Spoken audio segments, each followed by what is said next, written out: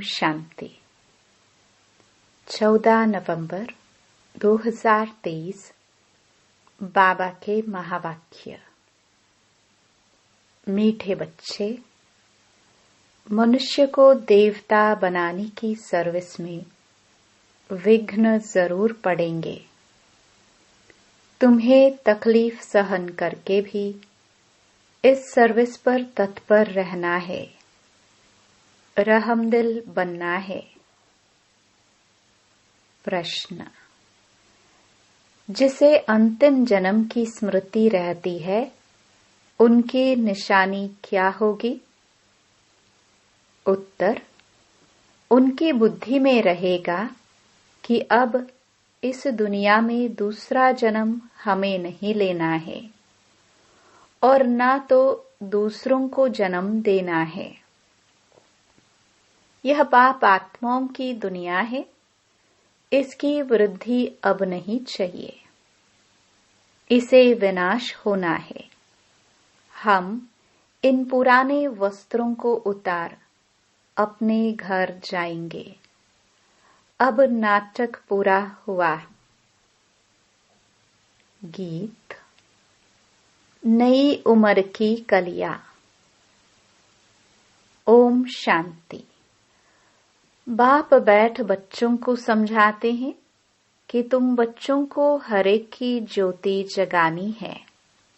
यह तुम्हारी बुद्धि में है। बाप को भी बेहद का ख्याल रहता है कि जो भी मनुष्य मात्र हैं, उनको मुक्ति का रास्ता बताए। बाप आते ही हैं बच्चों की सर्विस करने, दुख से लिबरेट करने। मनुष्य समझते नहीं है कि यह दुख है तो सुख का भी कोई स्थान है, यह जानते नहीं।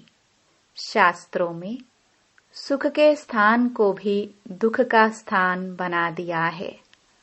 अब बाप है रहमदिल। मनुष्य तो यह भी नहीं जानते कि हम दुखी हैं, क्योंकि सुख का और सुख देने वाले का पता ही नहीं है। यह भी ड्रामा की भावी। सुख किसको कहते हैं, दुख किसको कहते, यह जानते नहीं।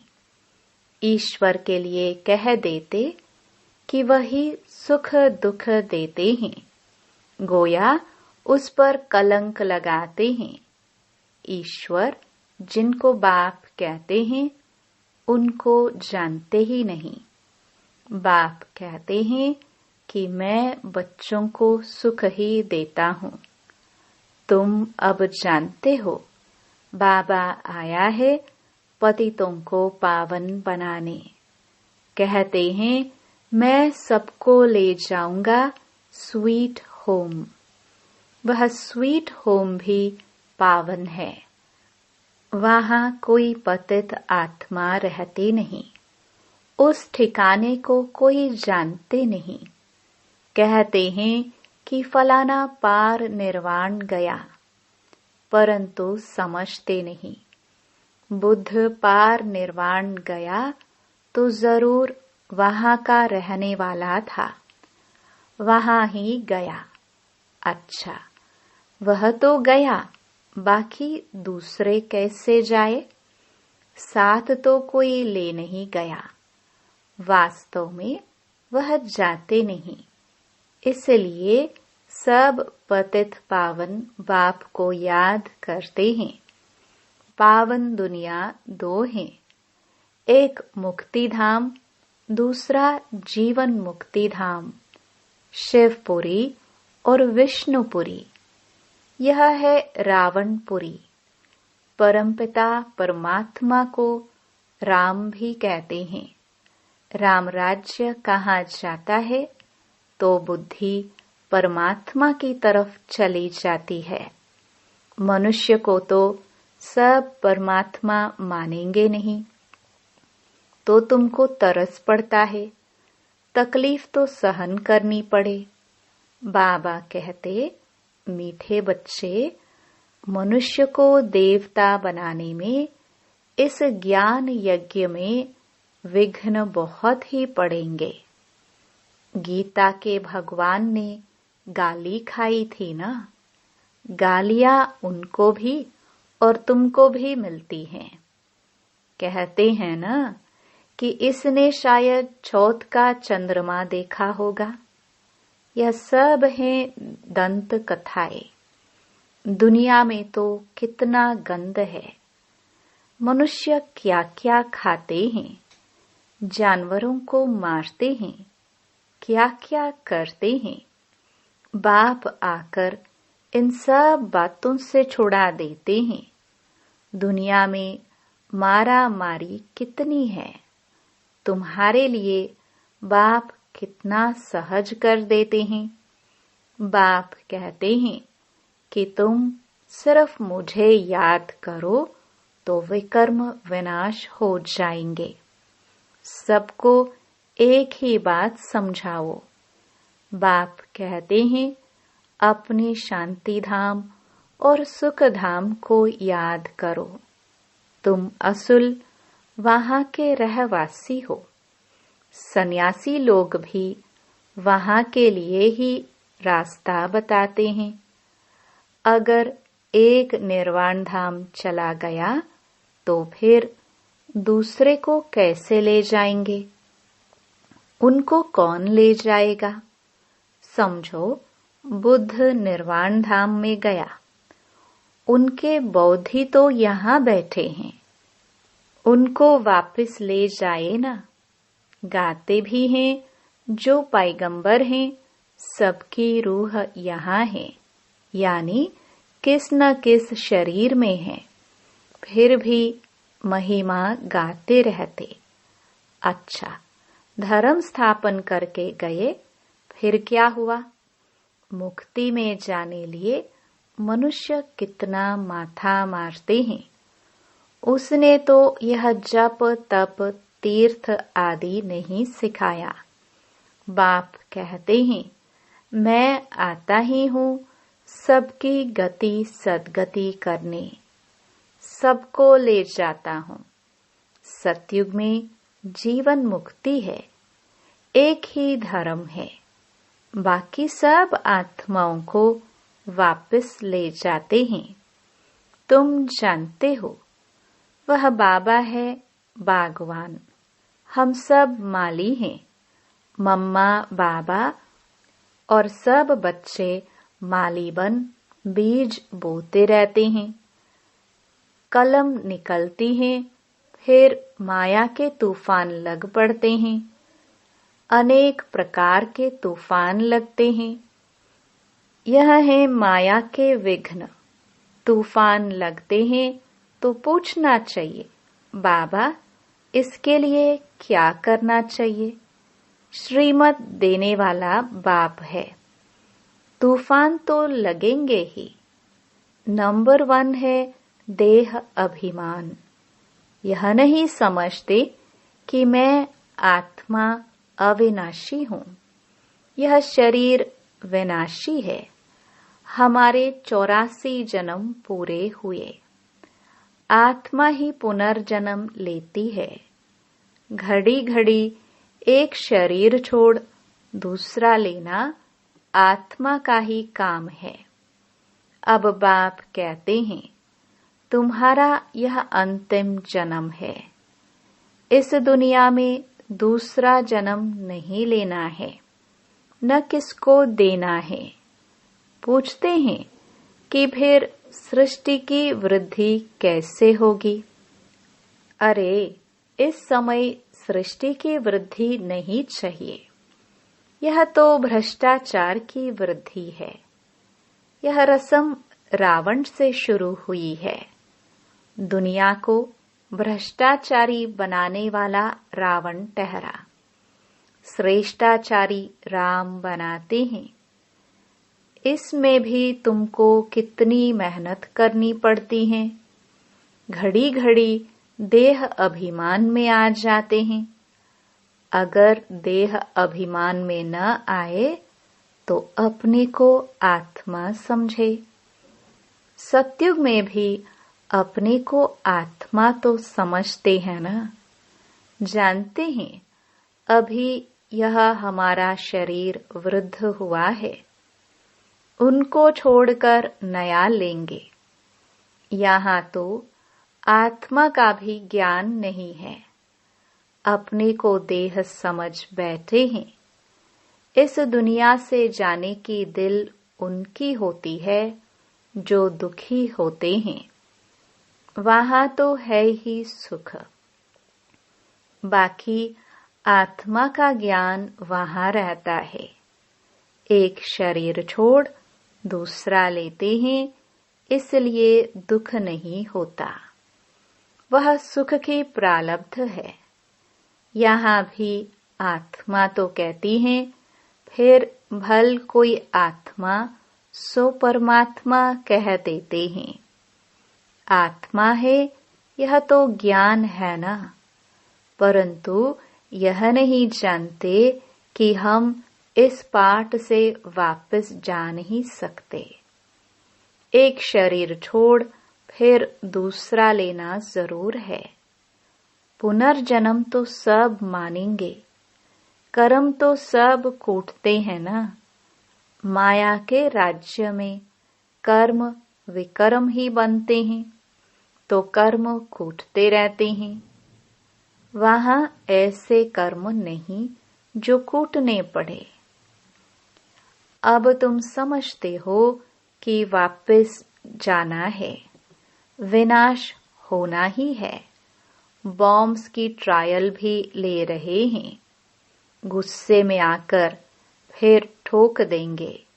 यह पावरफुल बॉम्ब्स हैं। गायन भी है यूरोप वासी यादव। भल हम सब धर्म वालों को यूरोप वासी ही कहेंगे। भारत है एक तरफ, बाकी उन सबको मिला दिया है। अपने खंड लिए उन्हों को प्यार तो बहुत है, परंतु भावी ऐसी है तो क्या करेंगे। ताकत सारी तुमको बाबा दे रहे हैं। योग बल से तुम राज्य ले लेते हो। तुमको कोई भी तकलीफ नहीं देते हैं। सिर्फ बाप कहते हैं, मुझे याद करो, देह अभिमान छोड़ो।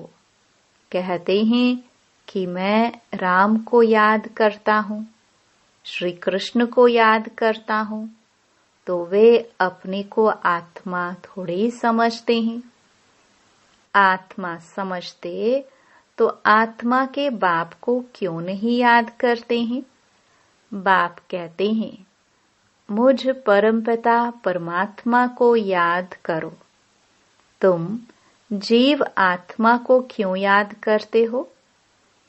तुमको देह अभिमानी बनना है। मैं आत्मा हूँ, बाप को याद करता हूँ, बाप का फरमान किया है। याद करने से ही विकर्म विनाश होंगे और वर्षा भी बुद्धि में आ जाएगा। बाप और जायदाद अर्थात मुक्ति और जीवन मुक्ति, इसके लिए ही धक्के खाते रहते हैं। यज्ञ तप जप आदि करते रहते हैं। पोप से भी आशीर्वाद लेने जाते हैं। यहाँ बाप सिर्फ कहते हैं कि देह अभिमान छोड़ो, अपने को आत्मा निश्चय करो। यह नाटक पूरा हुआ है। हमारे 84 जन्म पूरे हुए हैं, अब जाना है। कितना सहज करके समझाते हैं। गृहस्थ व्यवहार में रहते बुद्धि में यह रखो। जैसे नाटक पूरा होने पर होता है तो समझते हैं कि बाकी 15 मिनट हैं, अभी यह सीन पूरी होगी। एक्टर समझते हैं हम यह कपड़ा उतार घर को जाएंगे, अभी सबको वापस जाना है। ऐसी ऐसी बातें अपने से करनी चाहिए। कितना समय हमने सुख दुख का पाठ बजाया है, यह जानते हैं। अभी बाप कहते हैं कि मुझे याद करो, दुनिया में क्या क्या हो रहा है इन सबको भूल जाओ, यह सब खत्म हो जाने वाले हैं, अब वापस जाना है। वह समझते हैं कि कलयुग अभी 40,000 वर्ष चलेगा। इसको घोर अंधियारा कहा जाता है। बाप का परिचय नहीं है। ज्ञान माना बाप का परिचय, अज्ञान माना नो परिचय। तो गोया घोर अंधियारे में है। अभी तुम घोर सोजरे में हो, नंबरवार पुरुषार्थ अनुसार। अब रात पूरी होने वाली है, हम वापस जाते हैं। आज ब्रह्मा की रात, कल ब्रह्मा का दिन होगा। बदलने में टाइम तो लगेगा ना, तुम जानते हो। अब हम मृत्यु लोक में हैं, कल अमर लोक में होंगे। पहले तो वापस जाना होगा। ऐसे यह 84 जन्मों का चक्र फिरता है। यह फिरना बंद नहीं होता है। बाप कहते हैं, तुम कितनी बार मेरे से मिले होंगे? बच्चे कहते हैं, अनेक बार मिले हैं। तुम्हारे 84 जन्मों का चक्र पूरा होता है तो सबका हो जाएगा। इसको कहा जाता है ज्ञान। ज्ञान देने वाला है ही ज्ञान सागर, परमपिता परमात्मा, पतित पावन। तुम पूछ सकते हो, पतित पावन किसको कहा जाता है? भगवान तो निराकार को कहा जाता है। फिर तुम रघुपति राघव राजाराम क्यों कहते हो? आत्माओं का बाप तो वह निराकार ही है। समझाने की बड़ी ही युक्ति चाहिए। दिन प्रतिदिन तुम्हारी उन्नति होती रहेगी, क्योंकि गुह्य ज्ञान मिलता रहता है। समझाने के लिए है सिर्फ अलफ की बात। अलफ को भूले तो ऑर्फन हो गए, दुखी होते रहते हैं। एक द्वारा एक को जानने से तुम 21 जन्म सुखी हो जाते हो। यह है ज्ञान, वह है अज्ञान जो कह देते परमात्मा सर्वव्यापी है। अरे वह तो बाप है। बाप कहते हैं, तुम्हारे अंदर भूत सर्वव्यापी हैं। 5 विकार रूपी रावण सर्वव्यापी है। यह बातें समझानी पड़ती हैं। हम ईश्वर की गोद में हैं। यह बड़ा भारी नशा होना चाहिए। फिर भविष्य में देवताई गोद में जाएंगे। वहां तो सदैव सुख है। शिव बाबा ने हमको एडॉप्ट किया है। उनको याद करना है। अपना भी और दूसरों का भी कल्याण करना है तो राजाई मिलेगी। यह समझने की बड़ी अच्छी बात है। शिव बाबा है निराकार, हम आत्मा भी निराकार हैं। वहां हम अशरीरी नंगे रहते थे। बाबा तो सदैव अशरीरी ही है। बाबा कभी शरीर रूपी कपड़ा पहन पुनर्जन्म नहीं लेते हैं। बाबा एक बार रीइंकार्नेट करते हैं। पहले पहले ब्राह्मण रचते हैं तो उनको अपना बनाकर और नाम रखने पड़े ना। ब्रह्मा नहीं तो ब्राह्मण कहाँ से आए? तो यह वही है जिसने पूरे 84 जन्म लिए हैं। गोरा जो फिर सांवरा बना है, सुंदर से श्याम, श्याम से सुंदर बनता है। भारत का भी हम श्याम सुंदर नाम रख सकते हैं। भारत को ही श्याम, भारत को ही गोल्डन एज, सुंदर कहते हैं। भारत ही काम चता पर बैठ काला बनता है। भारत ही ज्ञान चता पर बैठ गोरा बनता है। भारत से ही माथा मारना पड़ता है। भारतवासी फिर और धर्मों में कन्वर्ट हो गए हैं। यूरोपियन और इंडियन में फर्क नहीं दिखाई पड़ता है। वहां जाकर शादी करते हैं तो फिर क्रिश्चियन कहलाने लग पड़ते हैं। उनके बच्चे आदि भी उसी फीचर्स के होते हैं। अफ्रीका में भी शादी कर लेते हैं। अब बाबा विशाल बुद्धि देते हैं चक्कर को समझने की। यह भी लिखा हुआ है, विनाश काले विपरीत बुद्धि। यादवों और कौरवों ने प्रीत नहीं रखी। जिन्होंने प्रीत रखी उनकी विजय हुई। विपरीत बुद्धि कहा जाता है दुश्मन को। बाप कहते हैं इस समय सब एक दो के दुश्मन हैं। बाप को ही सर्वव्यापी कह गाली देते हैं, या तो फिर कह देते जन्म मरण रहित है। उनको कोई भी नाम रूप नहीं है। ओ गॉड फादर भी कहते हैं। साक्षात्कार भी होता है आत्मा और परमात्मा का। उसमें और परमात्मा में फर्क नहीं रहता। बाकी नंबरवार कम जास्ती ताकत तो होती ही है। मनुष्य भल मनुष्य हैं, उनमें भी तो मर्तबे होते हैं। बुद्धि का फर्क है। ज्ञान सागर ने तुमको ज्ञान दिया है तो उनको याद करते हो। वह अवस्था तुम्हारी अंत में बनेगी। अमृत वेले सिमर सिमर सुख पाओ।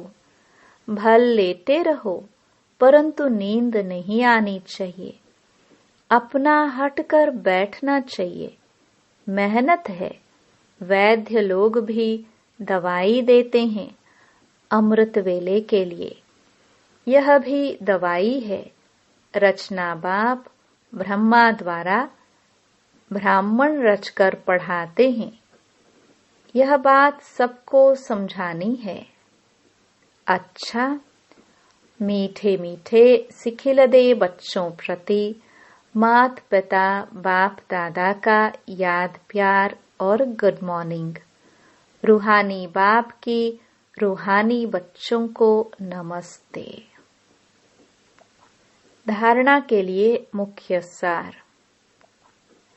पहला, हमने ईश्वर की गोद ली है, फिर दवाई गोद में जाएंगे। इसी रूहानी नशे में रहना है। अपना और दूसरों का कल्याण करना है। दूसरा, अमृत वेले उठ ज्ञान सागर के ज्ञान का मनन करना है। एक भी अव्यभिचारी याद न हो। देह अभिमान छोड़ स्वयं को आत्मा निश्चय करना है। वरदान, अमृत वेले से रात तक याद के विधि पूर्वक हर कर्म करने वाले सिद्धि स्वरूप भव। अमृत वेले से लेकर रात तक जो भी कर्म करो, याद के विधि पूर्वक करो तो हर कर्म की सिद्धि मिलेगी। सबसे बड़े से बड़ी सिद्धि है प्रत्यक्ष फल के रूप में अतीन्द्रिय सुख की अनुभूति होना। सदा सुख की लहरों में, खुशी की लहरों में लहराते रहेंगे तो यह प्रत्यक्ष फल भी मिलता है और फिर भविष्य फल भी मिलता है। इस समय का प्रत्यक्ष फल अनेक भविष्य जन्मों के फल से श्रेष्ठ है। अभी अभी किया, अभी अभी मिला, इसको कहते हैं प्रत्यक्ष फल। स्लोगन: स्वयं को निमित्त समझ हर कर्म करो तो न्यारे और प्यारे रहेंगे। मैंपन आ नहीं सकता। ओम शांति।